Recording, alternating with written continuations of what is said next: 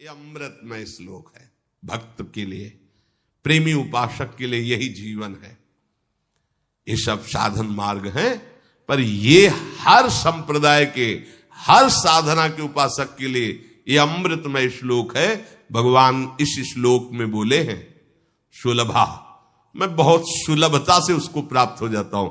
जैसे महाप्रभु बोले क्यों न बिन कष्ट रस सिंधु को पीजिए, तो कह रहे तस्याहम सुलभा, मैं उसके लिए सुलभ हूं। सुलभ माने बिल्कुल सहजता से प्राप्त हो जाता हूं। किसके लिए? बोले अनन्य चेता सततम यो माम स्मरत नित्यशः, जो मेरा अनन्य चिंतन करता है, नित्य निरंतर चिंतन करता है, बस यही जीवन का लक्ष्य रहा है। गुरु कृपा से बच्चापन में ही गुरुदेव भगवान की बलिहारी यही बात डाल दी थी कि बच्चा निरंतर भजन करने से जो झांकी आती प्रभु, वो मैं शब्द याद है, झांकी आती, तब जानना चाहिए भजन, एक क्षण भी भजन न छूटे।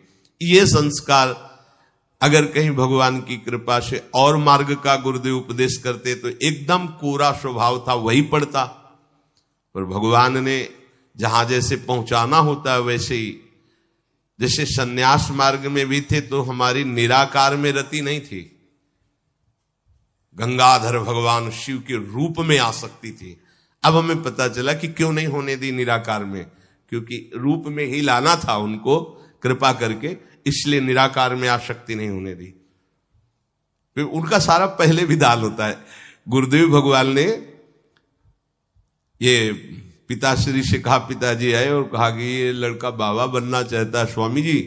वो आते जाते थे घर में, तो सैमशी में उस समय स्वामी जी विराजमान, तो उनका पाणे छोड़ जाओ, एक हफ्ता बाद ये घर भाग जाएगा, या फिर हम एक हफ्ता बाद मंत्र दे देंगे, तब जान लेना कि ये साधु बनी ही जाएगा। उस स्वामी जी जैसी आपकी इच्छा छोड़ के गए। एक हफ्ते जो है गुरुदेव भगवान ईंट ढोवाना, झाड़ू लगवाना, बड़े कार्य करवाना, और जैसे पेड़ा आदि आते सबको बांटते, हमें एक भी पेड़ा नहीं देते। शाम के एक बार भोजन की अनुमति पाल, 7 दिन तक चुपचाप शेष। फिर कहा अच्छा कल गंगा नहा के आ जाना, मंत्र दे देंगे। ठीक है, सुबह गए स्नान करके तो पंचाक्षरी मंत्र दिया, मंत्र दे के कुटिया में गए, फिर उठ के आए, बोले सुनो आओ एक बात कहनी। बैठे, बोले 12 मंत्र भी ले लो। तुम कहा जपेंगे कौन? बोले पहले तुम ये जपना, लेकिन ये रखे रहो, आगे काम आएगा। हमारी समझ में नहीं आ रहा था कि मतलब मंत्र 2 क्यों दे रहे। ये पहले से भूमिका तैयार थी वृंदावन की, हमें पता नहीं था। 12 मंत्र भगवान श्री कृष्ण का, पंचाक्षरी मंत्र सबसे पहले दिया। बाद में पता चला कि ये बीज तो गुरुदेव ने ही पहले बो दिया था कि जिस मार्ग से घूम के जाना है। वो कह रहे थे कि बाद में तुम्हें पता चलेगा, वो बाल्यावस्था थी, मेरी मति गति वहां तक पहुंच नहीं रही थी। और जपे हम पहला ही, जपे पहला ही, बाद में जब भगवान शंकर ने इधर, तब हम मुझे समझ में आया कि बीज तो गुरुदेव भगवान ही अंदर से बो दिए थे पहले ही। ये कृपा गुरुदेव भगवान की हुई कि चित्त में बैठाल दिया कि निरंतर चिंतन करना यही संन्यास है, यही साधना है, यही भगवत प्राप्ति का स्वरूप है। गुरु कृपा से पूरे जीवन भर एक बात रहे कि हम कभी 1 सेकंड के लिए अपने आराध्य देव को ना भूले। पूरे जीवन भर इसकी चेष्टा गुरु कृपा से करते। अन्य सब बात थी साधन की, पर बात उसमें प्रधान ये थी कि भूले ना।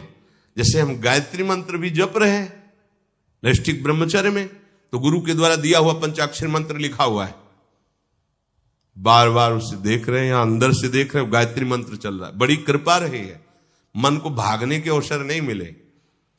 अनन्य चेता सततम, इसीलिए हम आपको फिर कह रहे हैं, बहुत जल्दी लाभ लेना है तो इसको डबल पटरी में फंसाओ।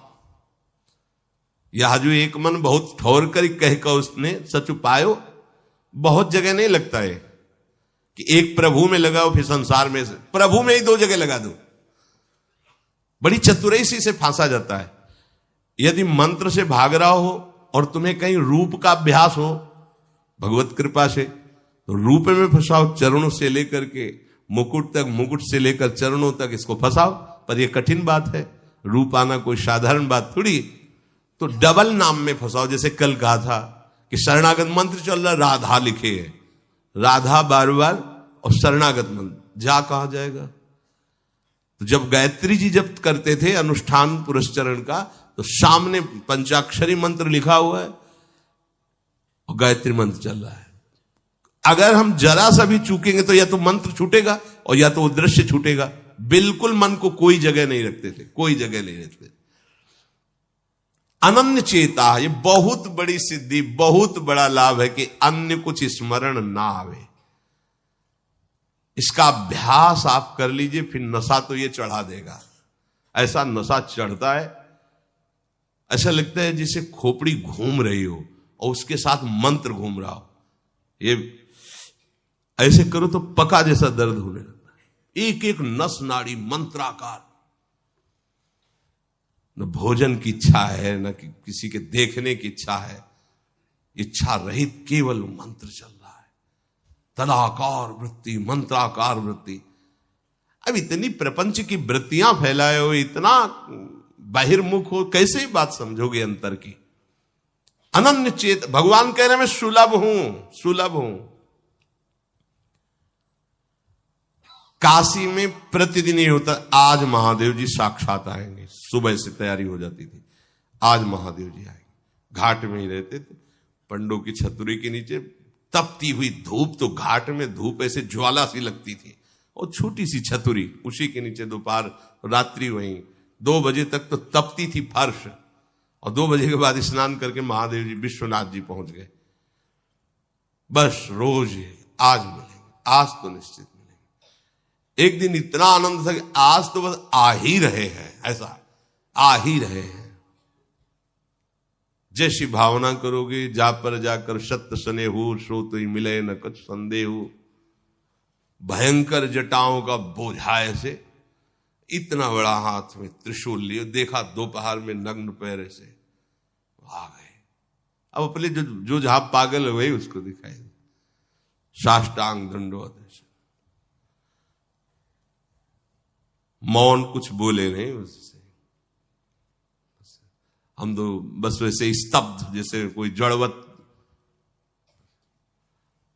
बाद में विचार आया इसका मतलब क्या था। मैं ही मैं हूं, दूसरा कोई नहीं है। अलग से देखने की भावना मत करो, कण कण में मैं विराजमान हूं। एक दिन भाई जी के प्रति बहुत आकर्षण जब था, तो एक स्वप्न देखा कि स्वप्न में हम भाई जी से पूछ रहे कि मुझे श्री कृष्ण की प्राप्ति कब होगी। इसके बाद की बात, भाई जी ने ऐसे चश्मा करके ऐसे देखा, राधा बाबा बगल में बैठे, और कहा जब श्री कृष्ण बन जाओगे तब श्री कृष्ण की प्राप्ति होगी। जगने पर, बहुत विचार करने पर फिर यह कि श्री कृष्ण बन जाओगे, भाई जी का तात्पर्य क्या था। तब समझ में आ गया, मन कृष्णाकार, बुद्धि कृष्णाकार, चित्त कृष्णाकार, अहम कृष्णाकार, तब कृष्ण साक्षात्कार हो गया। नित्य युक्तस्य योगिनः तस्याहं सुलभा पार्थ नित्य युक्तस्य योगिनः। नित्य युक्त हो गया, जिसका चित्त प्रभु को छोड़कर किसी भी भोग भूमि में, किसी भी ऐश्वर्य में, किसी भी सिद्धि में। जैसे किसी को लगता है कि ये चमत्कार दिखाना, कोई भी चमत्कार दिखाना बहुत कठिन बात है। अगर भगवत दर्शन का लक्ष्य ना हो, भगवत प्राप्ति का लक्ष्य ना हो, तो कोई भी चमत्कार ऐसे करने में है कोई बहुत बड़ी बात मत समझ। बस ये है कि इधर अगर स्वीकार किया तो उधर गेट बंद हो जाएगा। इसीलिए पिट जाते हैं, गाली सुन लेते हैं महात्मा जन, लेकिन प्रयोग नहीं करते अपने भजन का, प्रभु के पास जाते हैं। ऐसा ना समझे ना कि वो चमत्कार पीछे घूमते हैं। केवल बस एक बात है कि अगर इधर लगे तो उधर का गेट बंद हो जाएगा। तो इतनी दुर्लभ बात बनने जा रही है, किसी को प्रमाणित करने के लिए कि हम महात्मा, हम भजनानंदी, हम चमत्कारी हैं, अपना गेट बंद करवा ले तो मूर्खता ही होगी ना। यहां क्या होगा, वाह वाह हो जाएगा, बस उसके आगे क्या होगा, फिर वही प्रपंच। तो ये जो ब्रज के महात्मा है, जो भगवत प्रेमी महात्मा है, जो भगवत प्राप्त करने वाले हैं, इनके अंदर चमत्कार के बाप की सृष्टि होती है। ये चमत्कार बहुत ऊपर होते हैं। ये नहीं सोचना चाहिए कि इनमें भजन होता तो उसने 2 थप्पड़ मारे भस्म कर देते। भजन का जानते हो, भजनानंदी का 2 थप्पड़ मारा है, तुम्हें निश्चित भगवान की प्राप्ति हो, तुम्हारा कभी अमंगल न हो, भगवान तुम्हारे परिवार को भी सुखी रहे और तुम आजीवन स्वस्थ रहकर पवित्र बुद्धि के द्वारा भगवान को प्राप्त। ये महात्माओं का बल होता है। महात्माओं के बल थोड़ी होता है किसी ने गाली दिया, मार दिया, जा भस्म हो जा। ये भस्मासुर थोड़ी होते महात्मा है भाई, भस्म कर दिया, नष्ट नहीं। साधुते हो न कारज, तब भगवान उनके अधीन होते हैं। ये चमत्कार ये ना सोचो कि भजन करते होते तो फिर चमत्कार, या ये गाड़ी घोड़ा रुपया पैसा चमत्कार, ये पापियों के पास भी है। ये तो प्रारब्ध का खेल है, प्रारब्ध बदला, ऐसे से ऐसे हो गया, इनका कोई महत्व नहीं है। महत्व है नित्य युक्तस्य योगिना, तुम्हारा चित्त निरंतर आराध्य देव में युक्त है कि नहीं। किसी भी ऐश्वर्य, किसी भी भूमि, किसी भी पद का कोई भी संबंध, आश्रय, चिंतन नहीं। ये हुआ अनन्य चेता। जैसे पतिव्रता स्त्री का मन केवल पति के ही सुख में निमग्न रहता है, पति का चिंतन, पति की बातें, पति वो उसी में मगन रहती है। पति के सिवाय उसके मन में अन्य किसी पुरुष का राग पूर्वक चिंतन कभी होता ही नहीं। जैसे शिष्य का गुरु के सिवाय कहीं चिंतन नहीं होता। पतिव्रता पत्नी का मन, प्राण, तन सब पति के ही सेवा में, चिंतन में, मनन में। जैसे शिष्य का गुरु के ही तन, उनकी सेवा में मन, उनके आज्ञा के पालन करने में एक एक चेष्टा गुरु की प्रसन्नता के लिए। कोई दूसरा इष्ट शिष्य का होता ही नहीं है। शिष्य का कोई दूसरा इष्ट नहीं होता। ऐसे शिष्य को अपने गुरुदेव में ही भगवान का साक्षात्कार हो जाता है। क्योंकि पर्दा हटा तो देख लिया कि प्रिया प्रीतम मुस्कुराते हुए बैठे। श्री भट्ट देवाचार्य जी के पास जब हरिव्यास देवाचार्य जी आए तो कहा, भगवान हम शिष्य बनना चाहते हैं। तो उनका, तुम्हें हमारी गोद में कुछ दिखाई दे रहा है? तो कहा, ऐसा में कुछ तो नहीं दिखाई दे रहा है। तो उनका, फिर अभी तुम जाओ गिरिराज जी की 12 वर्ष परिक्रमा करो, राधे राधे बोलो 12 वर्ष पर। ऐसा ही किया। 12 वर्ष बाद फिर आए, अब कुछ दिखाई दे रहा है? बोले भगवान कुछ नहीं दिखाई दे रहा। बोले जाओ फिर 12 वर्ष करो। कह रहे कि जो शिष्य है गुरु के सिवा और कोई इष्ट नहीं है, उन्हीं का चिंतन, उन्हीं के आगे, तो वहीं उसको साक्षात्कार हो जाता है। जब 24 वर्ष बाद आज्ञा पालन करके आए तो देखा प्रियालाल गोद में। बोले अब कुछ दिखा है? हाँ। बोले प्रियालाल महाराज जी विराजमान है, आओ। वही महावाणी के रचयिता श्री हरिव्यास देवाचार्य जी गुरु आज्ञा में एक कदम पीछे ने 24 वर्ष गिरिराज जी की परिक्रमा राधे राधे आए नहीं, जब तक आज्ञा पालन नहीं हुई। आज्ञा पालन साक्षात्कार करने के बाद मंत्र दीक्षा दी। आज्ञा पालन का फल भगवत साक्षात्कार। जो अन्य तरफ मन ले जाता है, अन्य तरफ अपना भाव ले जाता है, वो अनन्य चेता नहीं कहलाता है। अनन्य चेता को भगवान सुलभ हो जाते हैं।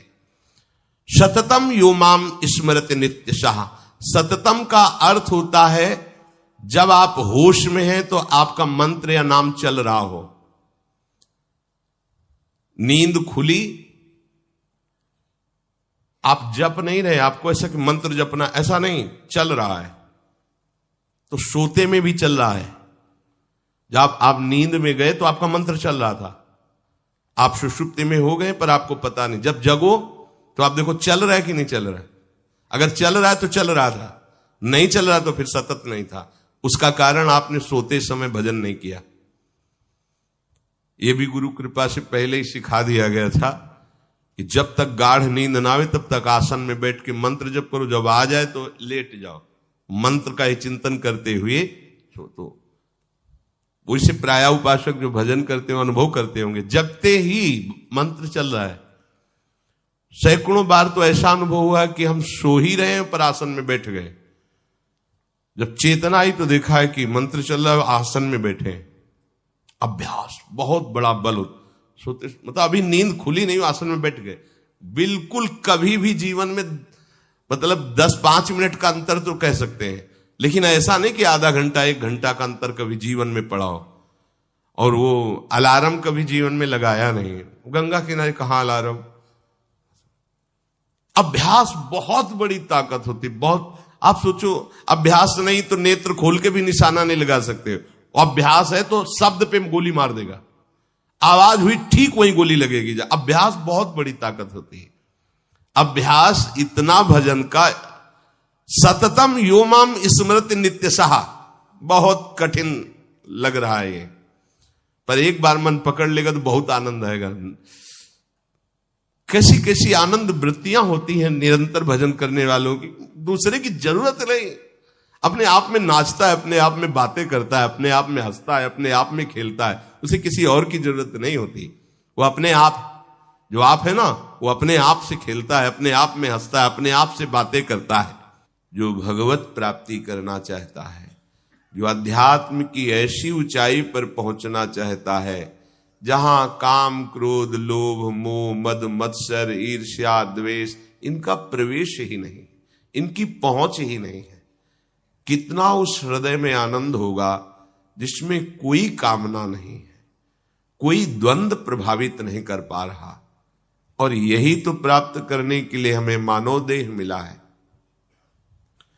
पीछे के पद में भगवान ने भक्त्या युक्तः शब्द का प्रयोग किया था। भक्ति युक्त, भक्ति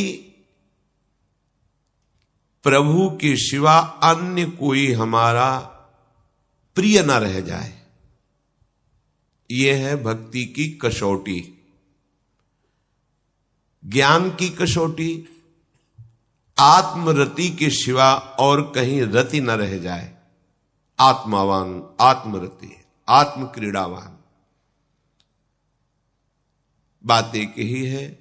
हम श्री कृष्ण बोले, ज्ञानी आत्मा बोले, योगी परमात्मा बोले, भक्त भगवान बोले, वो एक ही बात है। पर अन्य कुछ रह जाना, ना वो ज्ञानी है, ना वो योगी है, और ना वो भक्त है। भक्त्या युक्तः, प्रभु के सिवा अन्य कोई सत्ता नहीं, अन्य कहीं महत्ता नहीं, अन्य कहीं अपनापन नहीं। चाहे वो वस्तु हो या व्यक्ति हो या स्थान हो, चराचर जगत में कहीं भी अपनी प्रियता न रह जाए, इसी का नाम भक्ति है। कहने को भक्ति सरल लगती है, पर इसीलिए कठिन है कि सब जगह की प्रेम फांसी को काटकर एकमात्र आराध्य देव से प्रेम करना बड़ा कठिन है। बातें बना लेना बड़ा सरल है, पर अपनी ममता को, आसक्ति को समेट पाना बहुत बहुत कठिन है। कोई बिरला साधक ऐसा होता है जो अपने लक्ष्य की तरफ रखता है, भगवान सामने, सदगुरुदेव सामने, पर ये दुष्ट इंद्रियां और मन जगत को ही पाना चाहते हैं, जगत को ही भोगना चाहते हैं, जगत को ही देखना चाहते हैं। कैसी मलिनता! इसलिए भक्त्या युक्तः, बातें केवल कर लेना थोड़ी होता कि हमें भगवत प्राप्ति करनी। भगवत प्राप्ति करनी है तो इसके मूल में सारी बात आ गई कि अब मुझे और कुछ चाह नहीं रखनी, और कोई कामना की पूर्ति नहीं करनी, और किसी से अपनापन नहीं रखना, मुझे प्रभु चाहिए। ये सावधान हो जाइए, आप एकांत में भी भगवान के सामने हैं, आपको हमारे श्यामा श्याम देख रहे हैं। ऐसी भावना से हर समय सजग रहोगे तो पापाचरण बंद हो जाएंगे। पापाचरण बंद होते ही हृदय प्रभु की तरफ भाग पड़ेगा। प्रभु की तरफ भागना क्या है? प्रतिक्षण उनका गाढ़ चिंतन। फिर किसी सुख की तुम्हें आकांक्षा नहीं करनी पड़ेगी। किसी सुख का तुम्हें अभाव नहीं लगेगा। ई परलोक सकल सुख पावत, मेरी सो भैया कृष्ण गुण संचु। तुम्हें मेरी शपथ है, तुम कृष्ण के गुणों का गायन करो, कृष्ण नाम रटो, कृष्ण रूप ध्यान करो। इसका फल होगा प्रियाजू के चरणों में प्रीति। जिसका गोरे चरणार बिंद से संबंध है, यह परलोक किसी भी सुख की चाह ही नहीं रह जाती। प्रभु करुणा करके कह रहे हैं, वही आचार्य है। मेरी कसम, तुम कृष्ण के गुणों का संचय करो, तुम्हें इस लोक परलोक में सब सुख मिल जाएंगे, कोई अभिलाषा अधूरी नहीं रह जाएगी। पर भक्त्या युक्त अन्य संबंध, अन्य महत्व बुद्धि, ये कलंक है हमारी भक्ति में। नहीं समझ रहे? चाहते हैं सुख, चेष्टाएं और चिंतन, दुखालयम अशाश्वतम। कैसे मिलेगा? चाहते हो अविनाशी पद और भोग दृष्टि रखते हो विनाशी की, प्रियता रखते हो विनाशी की, गाढ़ चिंतन करते हो विनाशी भोगों का, कैसे अविनाशी पद का अधिकार प्राप्त होगा? अरे तुम्हारा स्वरूप ही अविनाशी है। विस्मृत होकर भोगों में लगने से ही ये तुम्हारी दुर्दशा हुई है। भक्त्या युक्ता, अपने हृदय को भक्ति से युक्त करो। आराध्य देव की शिवा और कहीं चिंतन न जाए। अभ्यास योग युक्तेनो चेतसा नान्यगामिना। स्पष्ट कह रहे हैं प्रभु, परमं पुरुषम दिव्यम याति पार्थान चिंतयेत्। निश्चित परम पुरुष दिव्य, उस परमात्मा की तुम्हें अनुभूति होगी, उसका साक्षात्कार हो जाएगा।